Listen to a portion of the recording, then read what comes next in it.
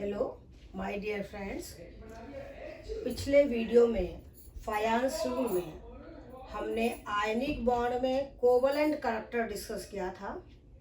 आज हम covalent bond में आयनिक करैक्टर डिस्कस करेंगे। कोवलेंट बॉन्ड क्या होता है? जो इलेक्ट्रॉन के शेयरिंग से बनता है। कोवलेंट बॉन्ड में हमने आपको दो तरह के कोवलेंट बॉन्ड बताए थे। एक तो पॉलर कोवलेंट बॉन्ड,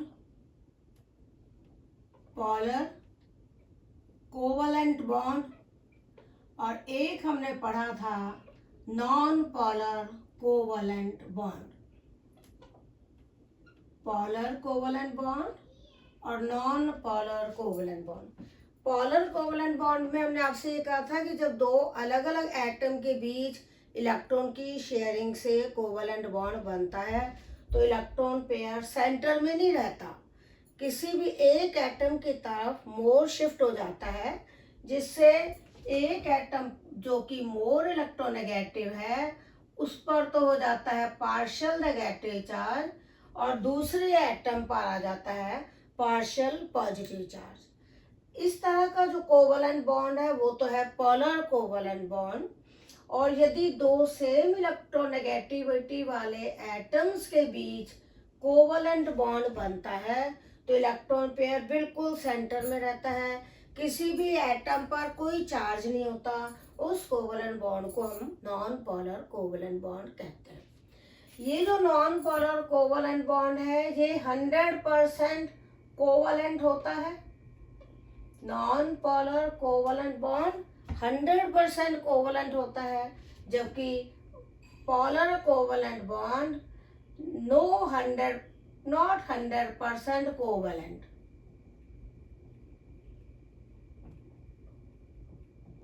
देखिए, जो पोलर कोवलेंट बॉन्ड है वो तो 100% कोवलेंट नहीं है, जबकि non polar covalent bond 100% covalent होता है। अब ये जो पोलर कोवलेंट बॉन्ड है इसमें कितने परसेंट आयनिक करैक्टर है, इसको बताने के लिए हम एक टर्म यूज करते हैं, वो है डाइपोल मोमेंट। डाइपोल मोमेंट को हम किससे रिप्रेजेंट करते हैं? म्यू से। ये dipole moment mu polar covalent bond की पोलरिटी को मेजर करता है। क्लियर हो गया? Dipole moment polar covalent bond की पोलरिटी को मेजर करता है। किसी मॉलिक्यूल में जितना ज्यादा डाइपोल मोमेंट होगा, जितना ज्यादा म्यू होगा, उसके कोवलेंट बॉन्ड की पोलरिटी उतनी ही ज्यादा होगी और उसके कोवलेंट बॉन्ड में आयनिक करैक्टर भी उतना ही ज्यादा होगा। तो हम दो मॉलिक्यूल के डाइपोल मोमेंट से ये कंपेयर कर सकते हैं which molecule is more polar. Dipole moment से हम बहुत चीज़ों का पता लगा सकते हैं और बहुत तरह तरह की प्रॉब्लम्स बनती हैं। तो सबसे पहले तो हमें ये पढ़ना जरूरी है कि डाइपोल मोमेंट है क्या। Dipole moment polar covalent bond की पोलरिटी का या कोवलेंट बॉन्ड के आयनिक करैक्टर का मेजर है। इस डाइपोल मोमेंट को हम म्यू से रिप्रेजेंट करते हैं। अब मान लीजिए दो एटम्स का मॉलिक्यूल है ए एंड बी। ये दो एटम्स हैं जिनसे एक मॉलिक्यूल बना हुआ है। उस मॉलिक्यूल में ए कम इलेक्ट्रोनेगेटिव है जिस पर पॉजिटिव चार्ज है और बी मोर इलेक्ट्रोनेगेटिव है जिस पर पार्शियल नेगेटिव चार्ज है। इसको बोलते हैं पार्शियल नेगेटिव चार्ज। पूरा नेगेटिव नहीं है क्योंकि इलेक्ट्रॉन पूरी तरह से बी पर ट्रांसफर नहीं हुआ। जैसा कि आयनिक बॉन्ड में हमने पढ़ा था, इलेक्ट्रॉन कंप्लीट ट्रांसफर होते हैं।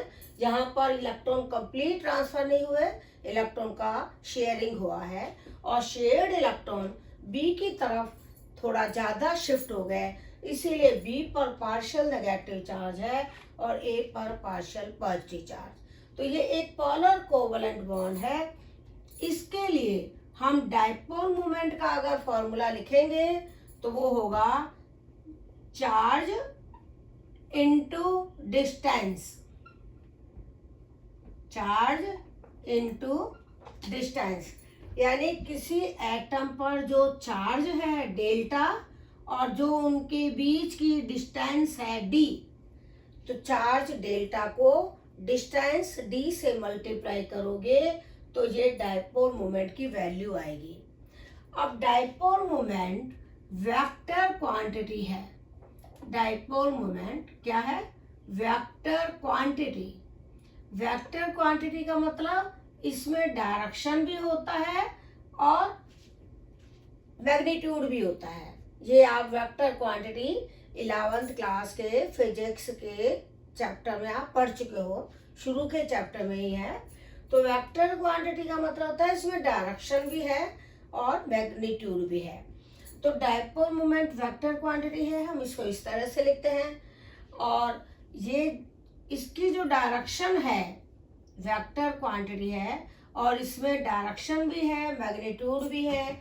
तो डायरेक्शन होगी from positive to negative, from positive to negative atom. देखिए इसकी जो डायरेक्शन है डायपोल मोमेंट की वो पॉजिटिव से नेगेटिव की तरफ होती है। किधर होती है? पॉजिटिव से नेगेटिव की तरफ।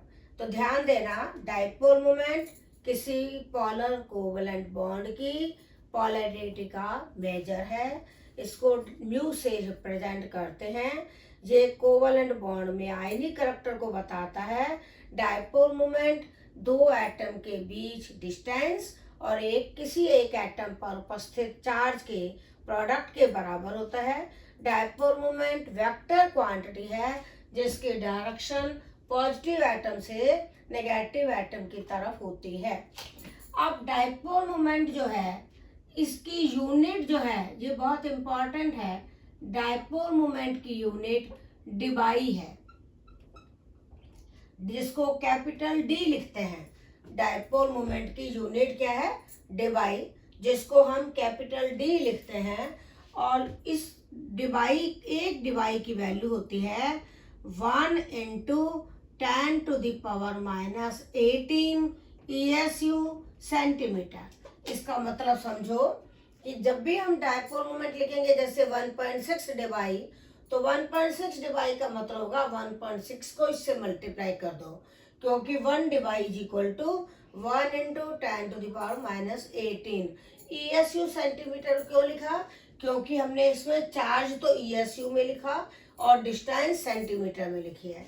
और इलेक्ट्रॉन का जो चार्ज है, इलेक्ट्रॉन का जो चार्ज है, चार्ज ऑफ इलेक्ट्रॉन, वो होता है 4.8 × 10⁻10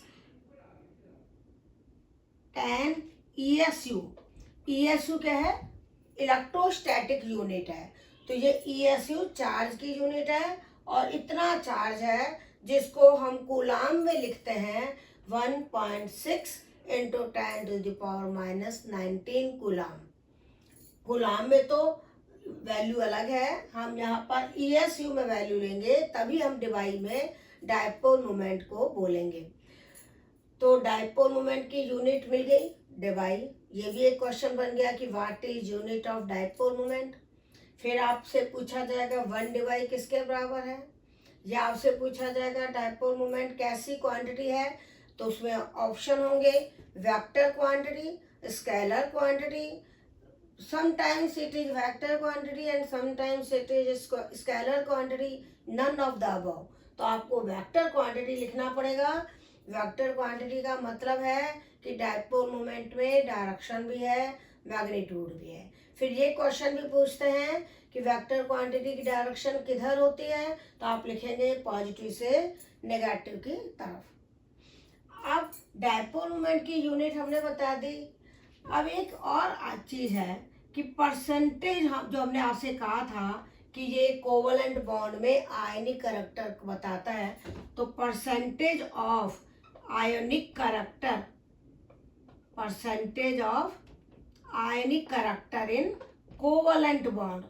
अगर हम कोवलेंट बॉन्ड में आयनिक करैक्टर की परसेंटेज निकाले तो हमें कौन सा फॉर्मूला लिखना पड़ेगा? ये बहुत इम्पॉर्टेंट है कॉम्पिटिटिव एग्जाम्स के पॉइंट ऑफ व्यू से। IIT JEE में और नीट में जब पूछते हैं तो आप लिखोगे mu observed upon mu theoretical into 100। अब आप इसका मतलब समझो, म्यू ऑब्जर्व्ड क्या होता है और म्यू थ्योरेटिकल क्या होता है। म्यू ऑब्जर्व्ड होगा जो आपको, जैसे HCl है, HCl के मॉलिक्यूल का आपको डाइपोल मोमेंट दिया जाएगा। क्या HCl के मॉलिक्यूल का डाइपोल मोमेंट 1.4 या 1.5 डिवाई है। इस तरह से जो वैल्यू दी जाएगी जिसको एक्सपेरिमेंट से कैलकुलेट करेंगे, तो वो जो एक्सपेरिमेंटल वैल्यू है वो है म्यू ऑब्जर्व्ड, क्योंकि म्यू ऑब्जर्व्ड एक्सपेरिमेंटल क्वांटिटी है। म्यू ऑब्जर्व्ड कौन सी है? एक्सपेरिमेंटल, यानी एक्सपेरिमेंट से कैलकुलेट की है। म्यू ऑब्जर्व्ड तो है एक्सपेरिमेंटल वैल्यू, यानी जो एक्सपेरिमेंट से हम निकालते हैं, जो हमको न्यूमेरिकल में गिवन होती है, म्यू ऑब्जर्व्ड वो है। और म्यू थ्योरेटिकल हम कैसे निकालते हैं, ये थ्योरेटिकल वैल्यू है। थ्योरेटिकल वैल्यू हम किस तरह निकालेंगे कि जब कोई इलेक्ट्रॉन कंप्लीटली शिफ्ट हो जाए किसी एटम पर, यानी इलेक्ट्रॉन पूरा बी पे चला जाए, तो क्या होगा, बी पर उतना चार्ज होगा जितना इलेक्ट्रॉन का है, 4.8 इंटू 10⁻⁻10। ये होगा mu theoretical. Mu theoretical means ऐसा डाइपोल मोमेंट जब शेयर्ड इलेक्ट्रॉन कंप्लीटली शिफ्ट हो जाए, इट मीन्स 100% आयनिक हो जाए।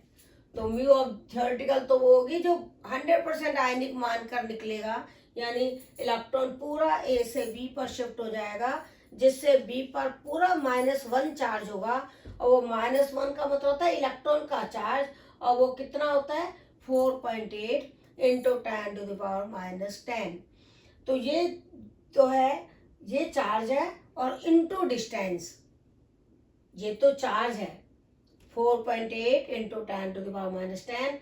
तो डेल्टा की जगह तो चार्ज ये वाला आ जाएगा 4.8 इंटू 10⁻⁻10, और डिस्टेंस जो दी हुई होगी, और वो डिस्टेंस आपको एग्जाम में मतलब देंगे। और वैसे हम आगे जब बॉन्डिंग के और वीडियोज बनेंगे उसमें हम आपको बॉन्ड लेंथ पढ़ाएंगे, तब आपको बॉन्ड ये H और Cl के बीच की डिस्टेंस निकालना भी बताएंगे। तो म्यू थ्योरेटिकल हो गया जो हमने थ्योरेटिकली निकाला, म्यू ऑब्जर्व हो गया जो एक्सपेरिमेंटल वैल्यू है, इनटू 100 किया तो परसेंटेज ऑफ आयनिक कैरेक्टर आ जाएगा। तो कोवलेंट बॉन्ड की पॉलरिटी बतानी हो, या आयनिक कैरेक्टर बताना हो, या परसेंटेज ऑफ आयनिक कैरेक्टर बताना हो, उसके लिए तो हम ये डाइपोल मोमेंट यूज करेंगे ही। उसके अलावा भी डाइपोल मोमेंट के और यूजेज हैं, पर इससे पहले हम आपको थोड़ा सा कुछ मॉलिक्यूल्स एग्जाम्पल देते हैं, जैसे H2, Cl2, O2, N2। ये जो मॉलिक्यूल्स हैं ये नॉन पोलर हैं, इनका डाइपोल मोमेंट 0 है। क्यों? क्योंकि इनमें जो बॉन्ड बना है दो सेम एटम के बीच बना है। अगर कोवलेंट बॉन्ड दो सेम एटम के बीच बना हो, यानी डायटोमिक मॉलिक्यूल हो, दोनों एटम सेम हो, तब तो आप पक्का लिखोगे कि डाइपोल मोमेंट 0 है। अगर इस तरह के मॉलिक्यूल्स हैं जैसे HF, HCl, दो डिफरेंट एटम के बीच कोवलेंट बॉन्ड बन रहा है, HI, ये पोलर हैं, इनमें dipole moment is not equal to 0। HCl, HF, HI ये पोलर मॉलिक्यूल हैं, dipole moment is not equal to 0। Clear हो गया? HF, HCl, HI ये पोलर मॉलिक्यूल हैं, क्योंकि दोनों एटम्स की इलेक्ट्रोनेगेटिविटी में डिफरेंस है। अब है वाटर, जो हमने पिछले वीडियो में पढ़े थे, वाटर, अमोनिया। इसमें हम ये जो डॉट लगा रहे हैं ये हम पिछली बार बता चुके हैं इन डॉट्स को बोलते हैं lone pair of electron. Water, ammonia,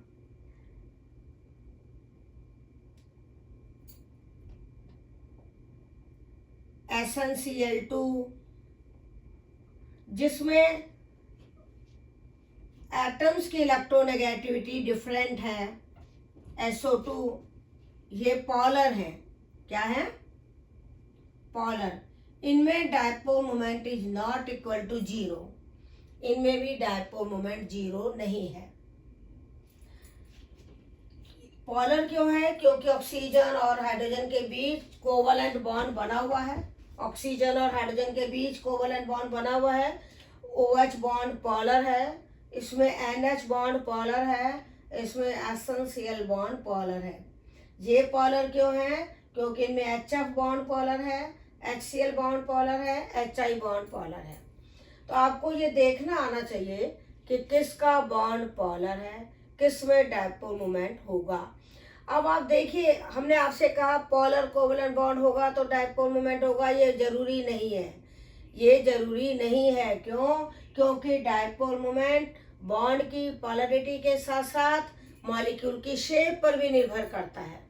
dipole moment molecule की शेप पर भी निर्भर करता है। कैसे करता है? देखिए, इनके एग्जाम्पल बहुत इंपॉर्टेंट है कि डायपोल मोमेंट केवल बॉन्ड की पोलैरिटी पे डिपेंड नहीं करेगा, शेप पर भी डिपेंड करेगा। जैसे CO2, CO2 में क्या होता है? कार्बन ऑक्सीजन में डबल बॉन्ड है, कार्बन ऑक्सीजन बॉन्ड पॉलर है, लेकिन 2 पॉलर बॉन्ड है और CO2 की शेप लीनियर है, तो एक बॉन्ड का डायपोल मोमेंट पॉजिटिव से नेगेटिव इधर होगा, एक बॉन्ड का डायपोल मोमेंट पॉजिटिव से नेगेटिव इधर होगा। देखिए, CO2 वेरी इंपॉर्टेंट एग्जांपल है।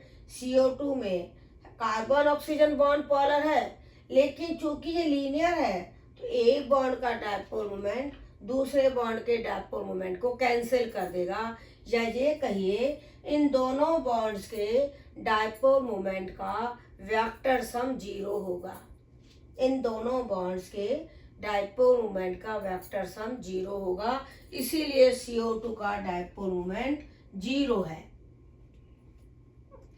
CO2 मॉलिक्यूल का डायपोल मोमेंट 0 क्यों है, ये आपको क्लियर हो गया? क्योंकि ये लीनियर है। इसी तरह और भी एग्जांपल्स हैं, हम जो लुईस स्ट्रक्चर्स में पढ़ेंगे। BeCl2, HgCl2, HgCl2, ये दोनों भी ऐसे हैं जिनका लीनियर होने के कारण डायपोल मोमेंट 0 है। तो इसमें हर एग्जाम्पल पे आपका एक क्वेश्चन तैयार हो जाएगा कि dipole moment of CO2 is 0, explain करो। BeCl2 का डायपोल मोमेंट 0 है, इसको एक्सप्लेन करो। HgCl2 का डायपोल मोमेंट 0 है, इसको एक्सप्लेन करो। तो आप इसको कैसे बताओगे कि इनकी शेप लीनियर है, इसीलिए एक बॉन्ड का डायपोल मोमेंट दूसरे बॉन्ड के डायपोल मोमेंट को कैंसिल कर देता है, दोनों बॉन्ड्स के डायपोल मोमेंट का सम 0 है।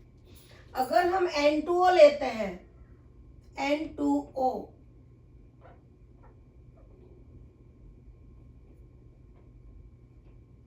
N2O ये मॉलिक्यूल है, इसमें NO बॉन्ड पॉलर है और ये लीनियर नहीं होगा, इसमें कैंसिल नहीं होगा, क्योंकि इधर तो NN बॉन्ड है, इधर NO बॉन्ड है, तो इसका डायपोल मोमेंट है।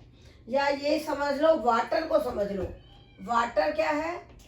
H2O, ये V शेप का मॉलिक्यूल है। वाटर V शेप का मॉलिक्यूल है। ये आगे आपके आएंगे कि शेप V क्यों है। तो ऑक्सीजन पर 2 लॉन पेयर है, इसीलिए 2 बॉन्ड है, जबकि कार्बन डाइऑक्साइड में C पर लॉन पेयर नहीं था, इसलिए CO2 तो लीनियर है और ये वाटर V शेप्ड है। वाटर में दोनों बॉन्ड्स के डायपोल मोमेंट का सम 0 नहीं होगा, 1.8 डिवाई है। ये कितना है? 1.8 डिवाई। वाटर का डायपोल मोमेंट 1.8 डिबाई है। ये वैल्यू तो आपको याद ही रखनी है क्योंकि वाटर बहुत काम आता है।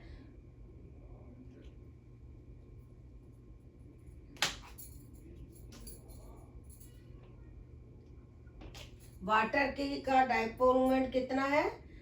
1.8 डिबाई। वाटर कैसा है? वी शेप्ड है। दोनों बॉन्ड का डायपोल मोमेंट एक दूसरे को कैंसिल नहीं करता। अब हम पढ़ते हैं BF3। BF3 क्या है? ये इस तरह का मॉलिक्यूल है जिसमें 3 बॉन्ड एक दूसरे से 120 एंगल पर हैं, जिसको हम बोलते हैं सिमेट्रिकल स्ट्रक्चर है। कैसे स्ट्रक्चर है? सिमेट्रिकल। देखिए BF3 ये मॉलिक्यूल सिमेट्रिकल है। तीनों बॉन्ड एक दूसरे से 120 एंगल पर हैं। अगर अपन इन 3 बॉन्ड के डायपोल मोमेंट, जिनकी डायरेक्शन ऐसी होती है पॉजिटिव से नेगेटिव, B से F की तरफ, इन तीनों डायपोल मोमेंट का वेक्टर सम करें तो वो 0 आएगा। तीनों बॉन्ड्स के डायपोल मोमेंट का वेक्टर सम करते हैं तो वो 0 होगा। तो BF3 इसी तरह से CCl4, SiCl4, SnCl4 ये सब सिमेट्रिकल हैं। SF6, PCl5 इन सब का डायपोल मोमेंट 0 है क्योंकि इनमें जो अलग अलग बॉन्ड हैं उन सब के डायपोल मोमेंट का वेक्टर सम 0 आता है। तो इनको हम बोलते हैं सिमेट्रिकल। क्योंकि SF6 में सल्फर पर 4 बॉन्ड तो स्क्वायर के 4 कॉर्नर पर होते हैं, 2 ऊपर नीचे होते हैं। तो क्या होगा? जैसे ये 2 बॉन्ड एक दूसरे के डायपोल मोमेंट को कैंसिल करेंगे, ये 2 बॉन्ड डायगोनल है तो एक दूसरे के डायपोल मोमेंट को कैंसिल करेंगे, ये 2 बॉन्ड ऊपर नीचे जो है एक दूसरे के डायपोल मोमेंट को कैंसिल करेंगे। तो इस तरह से PCl5 में भी यही होगा। P के 3 बॉन्ड तो होंगे स्क्वायर के 3 कॉर्नर पर, 2 होंगे ऊपर नीचे, तो ये भी एक दूसरे के डायपोल मोमेंट को कैंसिल करेंगे। तो इनका डायपोल मोमेंट 0 है। तो ये भी पूछते हैं कि PCl5 का डायपोल मोमेंट 0 क्यों है, या SF6 का डायपोल मोमेंट 0 क्यों है, BF3 का 0 क्यों है। तो आपको क्लियर हो गया। तो कुछ मॉलिक्यूल सिमेट्रिकल होने के कारण उनका डायपोल मोमेंट 0 होता है, लेकिन जो अनसिमेट्रिकल हैं, वी शेप्ड हैं, जैसे वाटर, या पिरामिडल हैं जैसे अमोनिया या OF2Cl2O। वाटर की तरह के और एग्जाम्पल भी हैं, वाटर, OF2Cl2O। इनका भी म्यू 0 नहीं है। इनका भी म्यू 0 नहीं है। किसका? OF2Cl2 का, क्योंकि ये भी वी शेप्ड है। अब हम 2-3 एग्जाम्पल्स आपको और बता देते हैं कि ये तो क्लियर हो गया कि डायपोल मोमेंट से हमने परसेंटेज ऑफ आयनिक कैरेक्टर सीख लिया। कैसे? म्यू ऑब्जर्व ऊपर, म्यू थ्योरेटिकल नीचे इंटू 100। डायपोल मोमेंट से हमने शेप बता दी, जैसे CO2 लीनियर है, H2O वी शेप्ड है, CO2 का डायपोल मोमेंट 0 है, वाटर का 0 नहीं है। तो यानी मॉलिक्यूल के डायपोल मोमेंट को देखकर हम ये बता सकते हैं कि मॉलिक्यूल की शेप कैसी है। जैसे ट्राइएटॉमिक मॉलिक्यूल है, CO2 और वाटर, दोनों में हमने बता दिया कौन सा लीनियर है कौन सा लीनियर नहीं है। इसी तरह SF6, PCl5, SiCl4, SnCl4 इनका डायपोल मोमेंट 0 क्यों है? तो आप लिखोगे सिमेट्रिकल है। इनमें सभी बॉन्ड्स के डायपोल मोमेंट का वेक्टर सम 0 होता है। इसी तरह BF3 का पूछेंगे कि BF3 का डायपोल मोमेंट 0 क्यों है? तो आप कहोगे BF3 सिमेट्रिकल है, तीनों बॉन्ड्स का डायपोल मोमेंट एक दूसरे को कैंसिल कर देता है। तो इस तरह से आप बहुत सारे क्वेश्चंस बना सकते हो। ये तो हमने भी आज आपको मेन एग्जांपल्स, मेन क्वेश्चंस बताए हैं। एक वेरी इंपॉर्टेंट क्वेश्चन है जो कई बार एग्जाम में आ चुका है, वो ये है अमोनिया एंड NF3। देखिए दोनों एक जैसे दिखते हैं। अमोनिया में भी एक लोन पेयर है, 3 सिग्मा बॉन्ड, 3 बॉन्ड बन रहे हैं। NF3 में भी एक लोन पेयर है, 3 बॉन्ड बन रहे हैं। लेकिन अमोनिया का डायपोल मोमेंट है 1.7 डिबाई, जबकि NF3 का है 0.04 डिबाई, 0.4 डिबाई। NF3 का कितना है? 0.4 डिबाई। अब देखिए इसमें कितना डिफरेंस है। इस डिफरेंस को हम इसकी स्ट्रक्चर के आधार पर समझाएंगे। जैसे NH3, इसकी स्ट्रक्चर हम ऐसे बनाएंगे, N पे लॉन पेयर है, 3 जो H वाले बॉन्ड है उनको नीचे की तरफ बनाएंगे। ऐसी शेप को पिरामिडल बोलते हैं। क्या बोलते हैं? पिरामिडल। और लॉन पेयर का जो डायपोल मूवमेंट होता है वो है away from the molecule. Lone pair का डायपोल मूवमेंट होता है अवे फ्रॉम द मॉलिक्यूल। और NH बॉन्ड में H तो होता है पॉजिटिव और N होता है नेगेटिव। अगर हम इन तीनों बॉन्ड के डायपोल मूवमेंट का वेक्टर सम करेंगे तो उसकी डायरेक्शन होगी नेगेटिव से, सॉरी N नेगेटिव है, पॉजिटिव से नेगेटिव। डायरेक्शन किधर होगी? पॉजिटिव से नेगेटिव। पॉजिटिव क्या है? H, नेगेटिव क्या है? N। तो देखो दोनों के डायपोल मोमेंट की जो डायरेक्शन है एक दिशा में आ रही है। लॉन पेयर का है अवे फ्रॉम द मॉलिक्यूल यानी टुवर्ड्स टॉप साइड, और NH बॉन्ड के तीनों डायपोल मोमेंट का vector sum is also in top direction. तो दोनों डायपोल मोमेंट सेम डायरेक्शन में है, एक इन तो ये ऐड हो जाएंगे तो इसका डायपोल मोमेंट होगा 1.7 डिबाई। NF3 में क्या है? N है, उसके ऊपर लॉन पेयर है। लॉन पेयर का होगा again away from the molecule या टुवर्ड्स टॉप साइड, और 3 बॉन्ड्स हैं NF बॉन्ड। उस NF बॉन्ड में N की इलेक्ट्रोनेगेटिविटी कम है, F की ज्यादा है। ये तुमने पीरियोडिक टेबल देखी होगी, उसमें नाइट्रोजन तो है लेफ्ट साइड में, फ्लोरीन है राइट साइड में। तो लेफ्ट वालों की इलेक्ट्रोनेगेटिविटी कम होती है, राइट वालों की इलेक्ट्रोनेगेटिविटी ज्यादा होती है। इलेक्ट्रोनेगेटिविटी का मतलब है इलेक्ट्रॉन अट्रैक्ट करने की पावर। तो NF3 में F जो है वो इलेक्ट्रॉन को अपनी तरफ ज्यादा खींचता है। तो F पे तो होगा पार्शियल नेगेटिव चार्ज, N पर होगा पार्शियल पॉजिटिव चार्ज। अब आप देखो जो 3 बॉन्ड बने हुए हैं उनके डायपोल मोमेंट का वेक्टर सम देखेंगे, उसकी डायरेक्शन होगी पॉजिटिव से नेगेटिव टुवर्ड्स लोअर साइड। तो देखिए बॉन्ड का डायपोल मोमेंट है नीचे की तरफ, लॉन पेयर का डायपोल मोमेंट है ऊपर की तरफ, तो अपोजिट डायरेक्शन हो गए। तो जब भी हम वेक्टर क्वांटिटी को देखते हैं, अगर दोनों का सम करेंगे, दोनों की डायरेक्शन अलग है, तब इसका वेक्टर सम कम आएगा।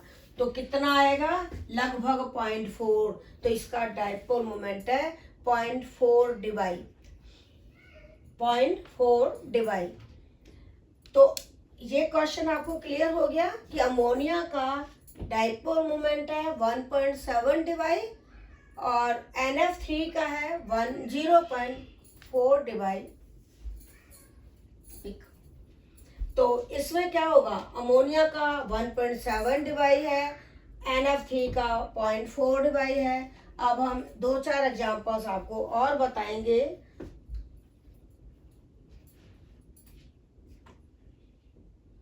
जैसे फोटो खींच के मिटा रही हूँ। देखो अब 2-3 एग्जांपल हम आपको और बताते हैं। अमोनिया और NF3 का एग्जांपल तो आपको क्लियर हो गया। अमोनिया और NF3 का क्लियर हो गया। अब हम डाइक्लोरोबेन इथीन लेंगे। इथीन मीन्स होता है 2 कार्बन में डबल बॉन्ड है। इथीन का मतलब होता है 2 कार्बन में डबल बॉन्ड है। आपने 10th क्लास में पढ़ा होगा, दोनों कार्बन पर एक एक H एक एक Cl लगा हुआ है, एक एक H एक एक Cl लगा हुआ है।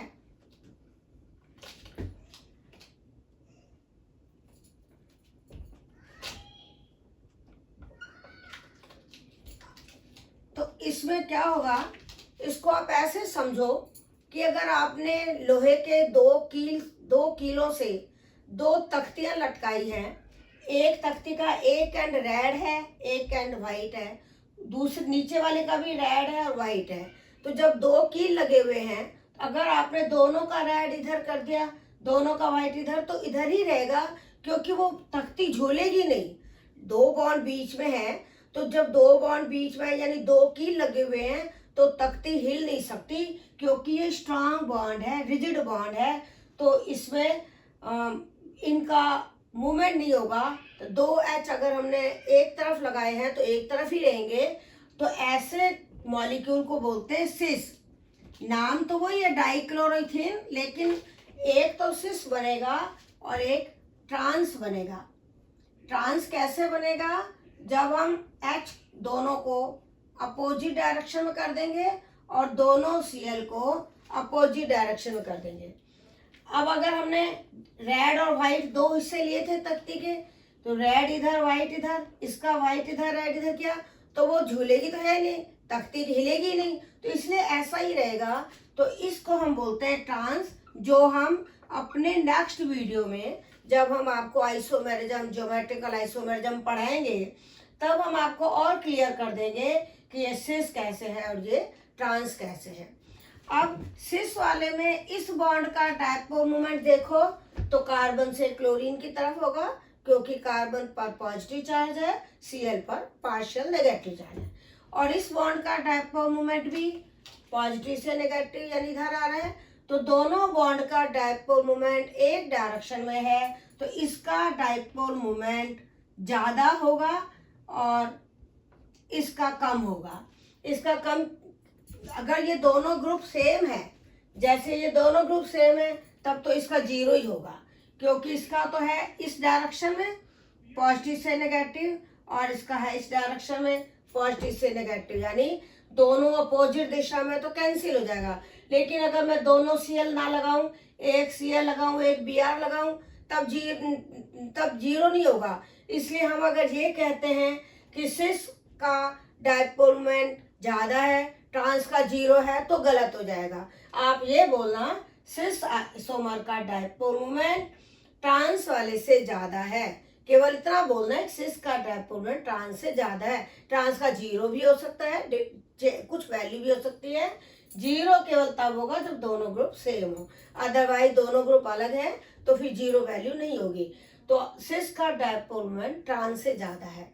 इसी तरह अगर आपने 10th में बेंजीन पढ़ा हो, बेंजीन का मॉलिक्यूल इस तरह से लिखा जाता है, 6 कार्बन के एक हेक्सागोनल रिंग है, उसके अंदर 3 डबल बॉन्ड है, पर रेजोनेंस जो तुम अगले वीडियो में पढ़ोगे, उस रेजोनेंस के अनुसार आप पढ़ोगे कि बेंजीन में ये डबल बॉन्ड घूमते रहते हैं, जिनको बोलते हैं डीलोकलाइज्ड कोवलेंट बॉन्ड, जो कहीं स्थिर नहीं रहता। तो बेंजीन की ये स्ट्रक्चर मानी जाती है। अगर इस पर 2 Cl बिल्कुल पास पास लगाए जाएं, तब तो हम इसको कहते हैं आर्थो डाइक्लोरोबेंजीन। और अगर 2 Cl के बीच में एक कार्बन छूटा हो, ये वाला कार्बन छोड़ दो, तो ये होगा मेटा डाइक्लोरोबेंजीन। और अगर 2 कार्बन छूटे हो तो ये होगा पैरा। तो ये जो 3 आइसोमर्स हैं, आर्थो, मेटा, पैरा, इनमें क्या होता है, ये दोनों बॉन्ड्स के डाइपोल मोमेंट का वेक्टर सम ज्यादा होगा, इसमें थोड़ा कम होगा, इसमें और कम होगा। तो इसका तो है इस डायरेक्शन में, इसका है इस डायरेक्शन में। चूंकि इसमें दोनों सेम ग्रुप है तो इसका 0 हो जाएगा। अगर ये दोनों ग्रुप सेम नहीं हो तो 0 से थोड़ी ज्यादा वैल्यू होगी। तो आपको यो आगे ऑर्गेनिक में जब आप पढ़ोगे तब डिटेल में कराऊंगी कि जब 3 डाइक्लोरोबेंजीन लेंगे आर्थो मेटा पैरा, तो उनके दो दो बॉन्ड्स के डाइपोल मोमेंट का अगर वेक्टर सम करते हैं, जिसके लिए हम एक फॉर्मूला भी पढ़ेंगे कि जो वेक्टर सम है म्यू, वो बराबर होगा under root of mu 1 square plus mu 2 square plus 2 mu 1 mu 2 cos theta. ये हालांकि आपके फिजिक्स में ज़्यादा काम आएगा, केमिस्ट्री में कम काम आता है। तो ये मैंने वैसे फॉर्मूला बता दिया है कि अगर कोई मैथ्स का स्टूडेंट करना चाहे तो आप इससे कैलकुलेट भी कर सकते हैं। तो म्यू 1 होता है पहले बॉन्ड का डाइपोल मोमेंट, म्यू 2 होता है दूसरे बॉन्ड का डाइपोल मोमेंट, और थीटा है इन दोनों बॉन्ड के बीच का एंगल। तो इन दोनों बॉन्ड के बीच का एंगल तो है 60 डिग्री, इन दोनों में है 120, इन दोनों में 180। तो अगर आप कॉस थीटा की वैल्यू रखोगे तो आप कैलकुलेट भी कर सकते हो कि ऑर्थो का डाइपोल मोमेंट मेटा से ज़्यादा होगा, मेटा का डाइपोल मोमेंट पैरा से ज़्यादा होगा। हम केवल ज़्यादा इसलिए बोल रहे हैं कि जरूरी नहीं है ना कि यही एग्जाम्पल हो। आर्थो मेटा पैरा किसी के भी हो सकते हैं, 2 Cl हो या 1 Cl 1 Br हो या 1 Cl 1 NO2 हो। तो इसलिए हम ये कहेंगे कि आर्थो का डाइपोल मोमेंट मेटा से ज़्यादा है, मेटा का पैरा से ज़्यादा है, और पैरा में यदि दोनों ग्रुप सेम है तो 0 होगा। तो ये तो है डाइपोल मोमेंट। तो आज हम आपको एक बार फिर से इसकी समरी बता देते हैं कि जैसे पिछले वीडियो में फाजान्स रूल में हमने आयनिक बॉन्ड में कोवलेंट करैक्टर पढ़ा था, आज हमने कोवलेंट बॉन्ड में आयनिक करैक्टर पढ़ा है। कोवलेंट बॉन्ड में आयनिक करैक्टर कब होता है? जब वो 2 डिफरेंट एटम के बीच बनता है, जिसको हमने आपको बताया है पोलर कोवलेंट बॉन्ड, और जो कि 100% कोवलेंट नहीं है, जबकि 2 सेम एटम के बीच का जो कोवलेंट बॉन्ड है वो 100% कोवलेंट है, जिसको हमने आपको नॉन पोलर कोवलेंट बॉन्ड बताया है। तो जो पोलर कोवलेंट बॉन्ड है उसकी पोलरिटी कितनी है, उसका पोलरिटी का जो मेजरमेंट है या उसमें आयनिक करैक्टर कितना है, उसका जो मेजरमेंट है उसको हम डाइपोल मोमेंट म्यू कहते हैं। और डाइपोल मोमेंट 2 एटम के बीच की डिस्टेंस को किसी एटम पर उपस्थित चार्ज से मल्टीप्लाई करके हम निकालते हैं। ये जो डाइपोल मोमेंट है ये वेक्टर क्वांटिटी है। वेक्टर क्वांटिटी का मतलब होता है कि उसमें डायरेक्शन भी है, मैग्नीट्यूड भी है। तो इसकी डायरेक्शन होगी पॉजिटिव से नेगेटिव एटम की तरफ। अब हमने इसके बाद आपको कहा कि डाइपोल मोमेंट की यूनिट क्या है, डिबाई है। ये भी एग्जाम में पूछते हैं कि give unit of dipole moment, तो आपको लिखना है डिबाई। डिबाई साइंटिस्ट के नेम के आधार पर यूनिट रखी हुई है, और जो आपको पता होगा कि जितने भी साइंटिस्ट के नेम के आधार पर यूनिट है, जैसे जूल, न्यूटन और डिबाई, ये सब कैपिटल लेटर में लिखे जाते हैं। तो हमने डिबाई को कैपिटल लेटर से लिखा है, और 1 डिबाई में 1.1 × 10⁻⁻18 ESU सेंटीमीटर वैल्यू है, जहां चार्ज लिया हुआ है इलेक्ट्रोस्टैटिक यूनिट में और डिस्टेंस ली हुई है सेंटीमीटर में। अब इलेक्ट्रॉन का चार्ज ESU में इतना होता है 4.8 × 10⁻10 ESU। डाइपोल मोमेंट से हम परसेंटेज ऑफ आयनिक करैक्टर कैसे निकालते हैं, ये वाला फॉर्मूला बताया, mu observed upon mu theoretical into 100। Mu observed तो हम एक्सपेरिमेंट से निकालेंगे, इसीलिए उसको एक्सपेरिमेंटल वैल्यू कहते हैं। और म्यू थ्योरेटिकल हम कैसे निकालते हैं, ये मान करके कि पूरा A का इलेक्ट्रॉन B पे शिफ्ट हो गया, B पे पूरा -1 चार्ज है, जो कि इतना है इलेक्ट्रॉन के चार्ज के बराबर। तो अगर हम चार्ज इतना ले लें, दूरी दी हुई होगी, नहीं तो हम जब आपको बॉन्ड लेंथ पढ़ाएंगे तब आपको बताएंगे, तो वो म्यू थ्योरेटिकल हम ऐसे कैलकुलेट करते हैं। तो mu observed and mu theoretical की वैल्यू रख के हम percentage of ionic character calculate कर सकते हैं, जो कि कई बार कॉम्पिटिटिव एग्जाम में आया हुआ है।